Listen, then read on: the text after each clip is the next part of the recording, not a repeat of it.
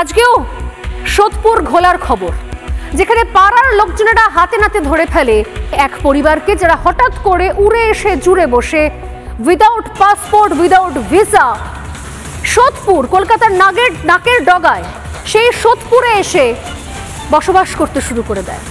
সোদপুর ঘোলা বিবেকানন্দ পার্ক এলাকার বাংলাদেশি রোহিঙ্গা দীর্ঘদিন ধরে থাকছে বলে অভিযোগ। যদিও খুব বেশি দিন নয়, সোদপুর আবাসন থেকে পাকড়াও এক শিশুসহ 2 অনুপ্রবেশকারী। পরিচয়পত্র ছাড়াই বাংলাদেশ থেকে ভারতে অনুপ্রবেশ করেছে এরা, এবং এদের কোনো পরিচয়পত্র নেই, এমনকি নেই পাসপোর্ট, এমনকি নেই ভিসা।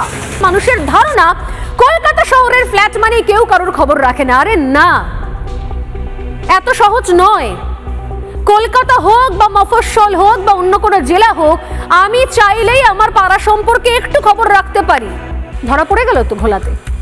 সাধারণ মানুষ, এলাকার লোকজনেরা প্রশ্ন করতে শুরু করলো, ফ্ল্যাটের বাসিন্দারা প্রশ্ন করা শুরু করলো, এটা কে, এটা কে, এরা কোথা থেকে এসছে, এরা কোথা থেকে এসেছে। তারপর পাড়ার লোকজনকে বললেন, পাড়া থেকে ছেলেটা দৌড়ে এলো, পুলিশে খবর দেওয়া হলো, হাতে নাতে আজ ধরা পড়লো। এবং ঠিক তাই,